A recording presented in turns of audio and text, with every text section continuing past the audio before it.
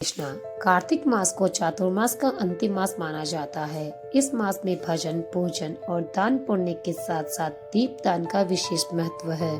स्कंद पुराण में कहा गया है, ब्रह्मा जी कार्तिक का महत्व बताते हुए कहते हैं कि कार्तिक मास में आकाश मंडल का सबसे बड़ा ग्रह माना जाने वाला सूर्य तुला राशि में गमन करता है, जिससे वातावरण में अंधकार पांव पसारने लगता है और इसीलिए इस पूरे मास में दीप प्रज्वलित करना, अधिक से अधिक हरे कृष्ण महामंत्र का जप करना, तपस्या करना, दान देना और प्रातः काल स्नान करने से सभी प्रकार के अंधकार और सभी बुराइयां दूर चली जाती है। और इसीलिए इस कार्तिक मास में प्रतिदिन भगवान श्री कृष्ण को दीपदान अवश्य करना चाहिए। जो भी मनुष्य इस कार्तिक मास में दीपदान को अर्पित करता है, उसे कभी क्रूर मुख वाले यमराज जी के दर्शन नहीं होते। दीपदान के साथ साथ प्रातः स्नान, भगवान की अधिक से अधिक कथा और भगवान के अधिक से अधिक नाम जप, पूजा आराधना और भगवान की लीलाओं कथाओं का श्रवण करने से भगवान श्री हरि विष्णु अत्यंत प्रसन्न होते हैं।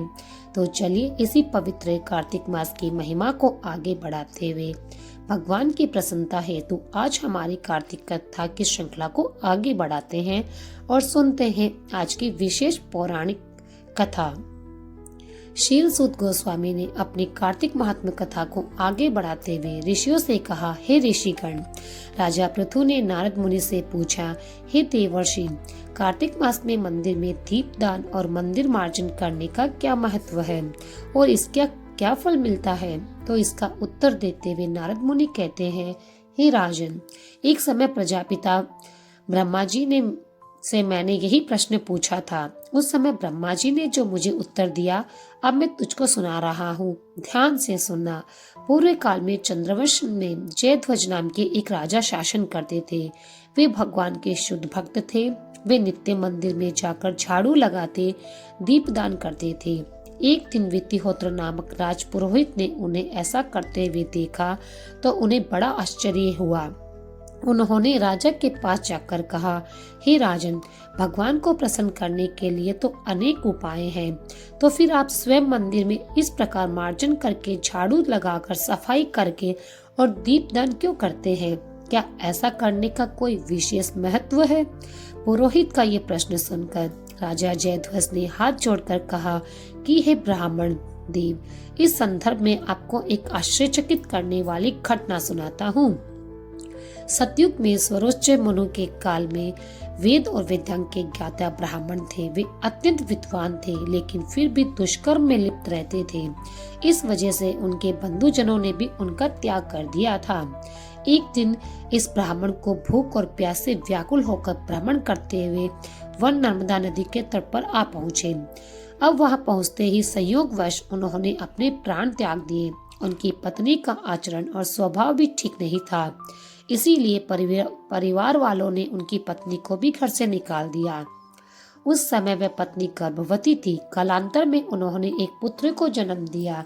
उसका नाम दंडकेतु पड़ा। माता पिता का प्रभाव उस बालक के ऊपर भी पड़ा। वह भी दुष्ट स्वभाव वाला बना। अब एक दिन उसकी माता की मृत्यु हो गई और वह बालक दंडकेतु बुरे कर्म करता हुआ इधर उधर भटकता रहा। उसने सारा जीवन पाप कर्म करते हुए बिता दिया। एक दिन रात्रि के समय किसी अन्य स्त्री के साथ भोग की इच्छा के कारण एक मंदिर में सोने स्थान पर जाकर वह छिप गया। वहां जाकर उसने अपने कपड़ों से उस मंदिर का आंगन साफ किया और एक दीपक जलाया। जलते हुए दीपक को देखकर गांव वालों को आश्चर्य हुआ कि मंदिर में ऐसे सोने स्थान पर दीपक किसने जलाया। तो वे सोचकर सभी वहां आ गए और दंडकेतु को चोर डाकू समझकर लाठियों से पीटकर मार दिया। उसी समय भगवान विष्णु के पार्षद वहां आ गए और उस दंडकेतु को दिव्य रथ में बिठाकर वैकुंठ लेकर चले गए।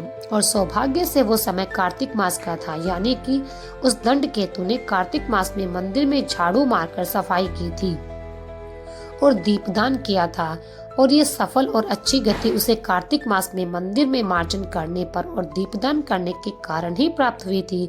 उसने कई कल्पों तक स्वर्ग का सुख भोगा, बाद में चंद्रवंश में जय ध्वजे राजा बनकर जन्म लिया और अब वह पृथ्वी पर राज भोग रहा है। और यही कारण है कि कार्तिक मास में मंदिर में भगवान विष्णु के निमित्त मार्जन और दीप दान करता हूँ। राजा की ये बात सुनकर पुरोहित ब्राह्मण को अत्यंत आश्चर्य हुआ। उन्होंने राजा को प्रणाम किया और स्वयं भी इस मंदिर में मार्जन और दीपदान की सेवा करने के लिए तत्पर हो गए। इस कथा को आगे सुनाते हुए नारद मुनि ने राजा पृथु से कहा, हे राजन, अब दीप जलाने का महात्म मैं आपको सुनाता हूँ, कृपया इसे ध्यानपूर्वक सुनिए। मनुवंश के प्रतापी राजा रेवत के पुत्र भद्र बुद्धि का एक पुत्र था जिनका नाम था सुदर्शन। अपने नाम के अनुसार ही वह अत्यंत सुंदर और महापराक्रमी था। राजा भद्र बुद्धि की राजधानी महेंद्र पर्वत पर थी। अब एक बार सुदर्शन शिकार के लिए अपने मित्रों के साथ जंगल गए। वहां भ्रमण करते हुए उनकी नजर अचानक एक नदी के दूसरे तट पर पड़ी जहां उन्होंने एक सुंदर कन्या को देखा। तब उसने अपने मित्रों को वहीं छोड़ दिया और घोड़े पर सवार होकर नदी पार करके वे दूसरे तट पर पहुंच गए। उस सुंदर कन्या को देखते ही सुदर्शन उस पर आकर्षित हो गए। कन्या भी उसे देखकर लज्जा से शर्मा गई। तब राजकुमार सुदर्शन ने बड़े ही आदर पूर्वक उसका परिचय पूछा तो उस कन्या ने अपना परिचय देते हुए कहा कि वे गौड़ राजा की पुत्री मदनाचा है। वह अपने सखियों के साथ वहां क्रीड़ा करने आई थी। इस प्रकार दोनों ने एक दूसरे की सम्मति से प्रेम से आकर्षित होकर गंधर्व विवाह कर लिया। गंधर्व विवाह करने के बाद वे दोनों नर्मदा नदी के तट पर कुछ समय तक विहार करते रहे। उसके बाद अपने घर आकर माता पिता का आशीर्वाद प्राप्त करके सुख से रहने लगे। अब कुछ समय पश्चात राजा भद्र बुद्धि अपने पुत्र सुदर्शन को संपूर्ण राज्य की जिम्मेदारी सौंपकर स्वयं जंगल में वानप्रस्थ आश्रम स्वीकार करके चले गए। अब राजा बनने के बाद सुदर्शन कुशलता पूर्वक शासन करने लगा। रानी मदनाचा भगवान विष्णु की परम भक्त थी। उनका अनुसरण करते हुए राजा सुदर्शन भी भगवान का पूजन अर्चन करते रहे और भगवान का भक्त बन गए। आने वाले समय में रानी के कहने पर राजा सुदर्शन ने भगवान का सोने का एक मंदिर बनवाया। उस मंदिर में वे दोनों ही भगवान का पूजन करते और कार्तिक मास में दीप जलाते। एक दिन रानी मदनाचा मंदिर में दीप जला रही थी, तभी राजा ने उसे बुलाया, लेकिन रानी ने पहले दीप प्रज्वलित किया और फिर राजा के पास पहुंची, इसलिए थोड़ा विलंब हो गया। इस बात पर राजा सुदर्शन ने रुष्ट होकर उसे पूछा, तुमने मेरी आज्ञा का अनादर क्यों किया? दीपदान में तुम्हें इतना समय क्यों लगा? तब रानी ने प्रेम पूर्वक कहा कि हे महाराज, दीपदान का अत्यंत महत्व है, मैं आपको बताती हूँ। पिछले जन्म में एक चूहिया थी और गोदावरी के तट पर बने हुए एक मंदिर में रहती थी। एक दिन कार्तिक मास में किसी ने मंदिर में भगवान के निमित्त एक दीप जलाया था, जिसकी बाती छोटी थी इसलिए दीपक बुझने को हो रहा था। लेकिन उस चूहिया ने घी खाने के लालच में उस बत्ती को मुंह में पकड़कर ऊपर उठा लिया।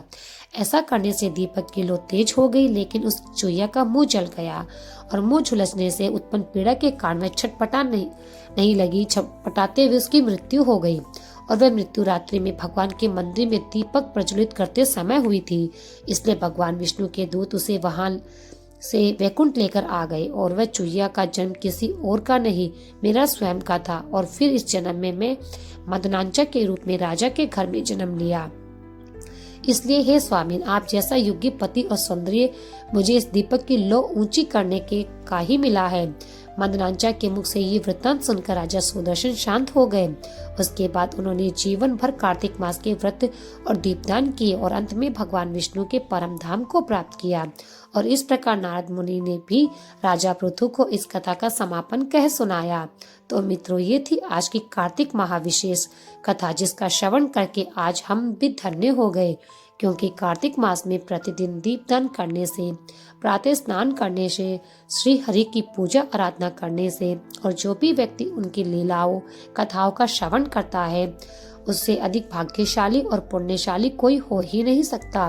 कार्तिक मास में प्रातः स्नान कर किसी भी विष्णु मंदिर या शिव मंदिर में जाकर हम कथा कीर्तन और सत्संग करते हैं और भगवान की सेवा के रूप में मंदिरों में साफ सफाई करते हैं, तो भी हमें कार्तिक व्रत का पुण्य फल प्राप्त होता है।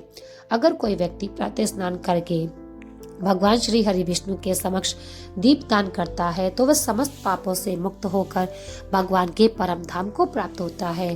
और अगर कोई स्वयं दीपदान करने के लिए असमर्थ है और दूसरे के बुझे हुए दीपक को भी प्रज्वलित करता है या फिर हवा और वायु से उसकी रक्षा भी करता है तो भी उसे दीपदान करने का पुण्य फल प्राप्त होता है। अगर आपको आज की ये कथा अच्छी लगी है तो इस वीडियो को लाइक अवश्य कीजिएगा। और आज का प्रश्न है, राधी मन्नांचा के पति जो कि राजा थे उनका क्या नाम था?